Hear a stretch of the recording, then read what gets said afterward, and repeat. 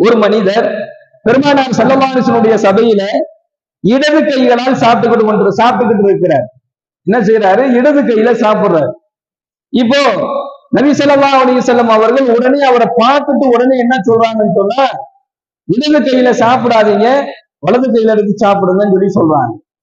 அதுக்கு அந்த மனிதர், அதெல்லாம் சாப்பிட முடியாது, நான் இடது கையில தான் சாப்பிடுவேன், நீங்க யாரும் எனக்கு சொல்றதுக்கு? இப்படியே கேள்வி சொல்றாரு, இப்படியே கேட்கிறார். அதெல்லாம் சாப்பிட முடியாது, நான் இடது கையில தான் சாப்பிடுவேன். கருப்பெருமையினுடைய உச்சம்.